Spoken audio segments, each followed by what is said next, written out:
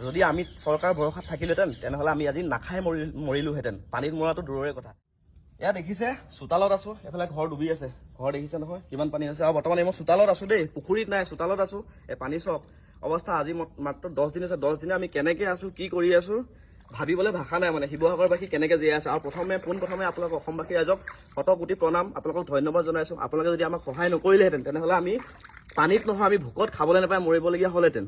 আপোনালোকে বহুত সহায় কৰিছে, হিয়া উজাৰি দিছে আপোনালোকে ইমানখিনি, সেইকাৰণে ধন্যবাদ। যেনেকে এখন জিলা বিপদত পৰিলে আন এখন জিলাই সহায় কৰিব লাগে, যেনেকে এখন দেশ বিপদত পৰিলে আন এখন দেশে সহায় কৰে। আপোনালোকে একদম ধুনীয়াকৈ আমাক আপোনালোকে যিয়ে সাহায্য দিছে আমি সকলোখিনি লাভ কৰিছোঁ। আৰু কিছুমানে পোৱা নাই, ভিতৰুৱা যিবিলাক অঞ্চলত গাঁও এৰিয়া আছে তাত পোৱা নাই, তাত এতিয়া সকলোৱে পাইছে আৰু আমি পাই আছোঁ। আজি আপোনাৰ 29 তাৰিখ, টাইম এতিয়া কিমান হৈছে, প্ৰায় 1:30মান বাজিছে। 29 তাৰিখ, আজি বুধবাৰ।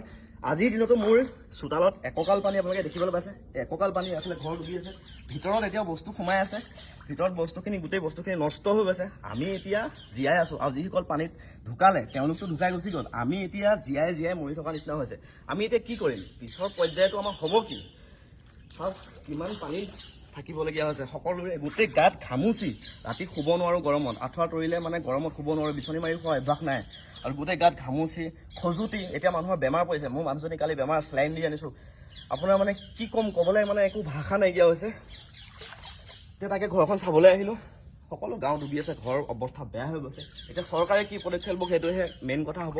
আৰু আমাৰ এতিয়া ভাতৰ প্ৰয়োজন নহয়। আমাৰ এতিয়া ভাত যেনেকৈ হওক আপোনালোকে সাহায্য দি আছে, আমি খাবলৈ পাই আছো। কিন্তু আমাৰ এতিয়া সকলোখিনি শেষ হৈ গৈছে। আমাৰ কৰিবলগীয়া একোৱেই নাই। মানুহে কাম বিচাৰি পোৱা নাই, একো কাম নাইকিয়া হৈছে খাবলৈ। মানুহজনীয়ে যেনে কিবা এটা কৰিছে, ময়ো কিবা কৰি যেনে যিকোনো লোকক হাত নপতাকে কিবা এটা কৰি খাই আছিলো। কিন্তু এতিয়া পিছৰ পৰ্যায়টো কি হ'ব?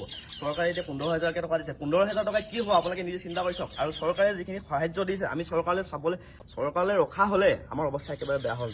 চৰকাৰে হেলিকপ্টাৰৰ ওপৰৰ পৰা খানা দিছে, যি খানা পানীত পৰি ফাটি গৈছে। তাত ওলাইছে চিৰা, আমুল তাজা, বিস্কুট, মেৰিগ'ল্ড বিস্কুট, এইবিলাক ওলাইছে। যদি আমি চৰকাৰৰ ভৰসাত থাকিলোহেঁতেন তেনেহ'লে আমি আজি নাখাই মৰিলোহেঁতেন। পানীত মৰাটো দূৰৰে কথা। কিন্তু অসমবাসী ৰাইজ, ধেমাজি, লখিমপুৰ, ৰঙিয়া, গুৱাহাটী, তেজপুৰ, সকলোখিনিকে আপোনালোকক ধন্যবাদ। আপোনালোকে যেনেকৈ আপোনাক সহায় কৰিছে, আমি শিৱসাগৰবাসী আপোনালোকৰ ওচৰত সদায় থলুৱা হৈ ৰ'ম। আপোনালোকে বহুতখিনি কৰিছে, কিমান কৰিব আপোনালোকৰ নিজৰ এখন ঘৰ আছে। গতিকে বহুত বেছি ধন্যবাদ মোৰ ফালৰ পৰা। এই ভিডিঅ'টো যিমান পাৰে আপোনালোকে শ্বেয়াৰ কৰক।